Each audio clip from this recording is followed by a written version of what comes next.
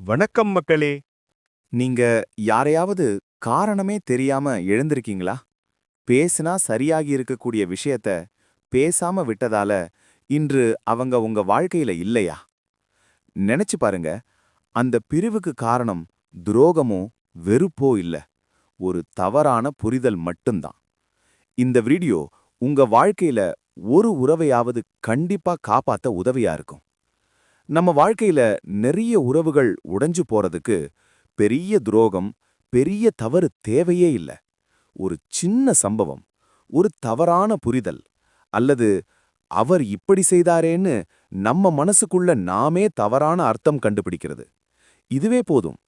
பல வருடங்களா கட்டிய உறவ ஒரு நிமிஷத்துல உடைக்க ஒரு சின்ன விஷயம் போதும். தவறான புரிதல் எங்க ஆரம்பிக்குது தெரியுமா? அவர் பேசலைனா உடனே என்ன மதிக்கலன்னு நினைக்கிறது. அவர் உடனே பதில் சொல்லலைனா எனக்கு முக்கியத்துவம் இல்ல அப்படின்னு நினைக்கிறது. அவர் நடவடிக்கையில மாற்றம் இருக்கிற மாதிரி தோணுச்சுன்னா நிச்சயம் என்கிட்ட ஏதோ மறைக்கிறார் அப்படின்னு நினைச்சுக்கிறது. ஆனா உண்மையில அவர் மனசுக்குள்ள என்ன ஓடிட்டு இருக்குன்னு நமக்கு தெரியுமா? நிச்சயமா இல்ல. அவங்க மனசுக்குள்ள என்ன இருக்குன்னு தெரியாமலே நாம முடிவெடுத்துடுறோம்.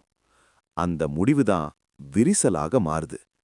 எப்போதுமே ஒரு தவறான புரிதல் முதலில் சின்ன சங்கடமா இருக்கும்.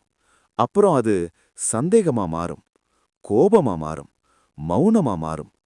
இறுதியில் உறவுக்குள்ள ஒரு சுவர் எழும்பும். அந்த சுவருக்கு இரண்டு பேரும் எதிரெதிர் பக்கமா நின்னு அவன்தான் தவறு, அவள்தான் தவறுன்னு ஒருத்தர ஒருத்தர் பார்த்து நினைச்சுக்கிட்டு இருப்போம். உண்மை என்னன்னா, நம்ம எல்லாரும் நம்மள மாதிரியே தான் மத்தவங்களும் இருப்பாங்கன்னு நினைக்கிறோம். நம்ம காயம், நம்ம பயம், நம்ம பழைய அனுபவங்கள் இதையெல்லாம் வைத்து இன்னொருத்தர அளவிடுறோம். அதனால தான் அவர் செய்தது ஒண்ணா இருக்கும், நாம புரிஞ்சுகிட்டது இன்னொன்னா இருக்கும். சில சமயங்கள்ல பேசாததால தான் பிரச்சனை பெருசாயிடுது. இது அவரிடம் கேட்டிருந்தா போதுமே, அப்போ விளக்கம் சொல்லியிருந்தா சரியாகி இருக்குமேன்னு காலம் கடந்து வருத்தப்படுவோம். இந்த வருத்தம் உறவு உடைஞ்ச பிறகுதான் நிறைய பேருக்கு வருது. எப்போதும் பேசாம இருக்கும்போது மனசு ஒரு யூகத்தை தான் நம்பும். அந்த யூகமே அடுத்து விஷமா மாறும். உங்களை நீங்களே ஒரு சின்ன சுய பரிசோதனை செஞ்சு பாருங்க. அடுத்து அதுபோல ஒரு சம்பவம் நடந்துச்சுன்னா உங்களுக்கு நீங்களே இந்த 3 கேள்விகளை கேட்டு பாருங்க. நான் உண்மையா பார்த்தேனா? இல்ல என் மனசு நினைக்கிறத நம்புறேனா? அவர் சொல்லாத வார்த்தைக்கு இதுதான் அர்த்தம் அப்படின்னு நானாக நினைச்சுக்கிட்டேனா? சில சமயங்கள்ல இந்த 3 கேள்வி நிறைய விரிசல்களை அந்த இடத்திலேயே தடுத்து நிறுத்திடும்.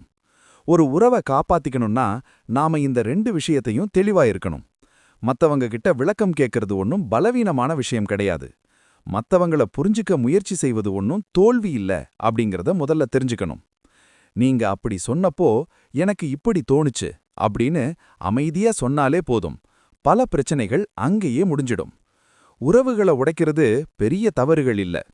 பேசாத மனசு, நம்பாத நம்பிக்கை, தவறாக புரிந்து கொள்ளும் எண்ணம் இதெல்லாம் தான் மெல்ல மெல்ல உறவுகளுக்குள் விரிசலை உருவாக்குது. அதனால புரியாதத நீங்களாக யூகிக்காதீங்க. எந்த விஷயத்தையும் கேட்க தயங்காதீர்கள். உறவை விட ஈகோவை முன்னிலைப்படுத்தாதீங்க. ஏன்னா ஒரு உறவை மீண்டும் கட்டி எழுப்புறதுங்கிறது ரொம்ப கஷ்டமான காரியம். ஆனா ஒரு தவறான புரிதலை சரி செய்ய ஒரு நிமிஷம் உரையாடல் மட்டுமே போதுமானது. தவறான புரிதல் அப்படிங்கிறது ஒரு நோய் மாதிரி. அதுக்கு மருந்து போட்டா அது குணமாயிடும். அதை அப்படியே விட்டுட்டா அது உறவுகளை சிதைச்சிடும். அதனால எந்த உறவா இருந்தாலும் ஒரு விளக்கம் கேளுங்க, ஒரு வாய்ப்பு கொடுங்க. ஒரு நிமிஷம் அமைதியாவும் பொறுமையாகவும் இருங்க. அந்த ஒரு நிமிஷம் உங்க வாழ்க்கையையும் உறவையும் நிச்சயம் காப்பாத்தும். இந்த வீடியோ உங்களுக்கு பிடிச்சிருந்தா ஒரு லைக் பண்ணுங்க. உங்களுக்கு பயனுள்ளதாக இருந்தா கமெண்ட் பண்ணுங்க.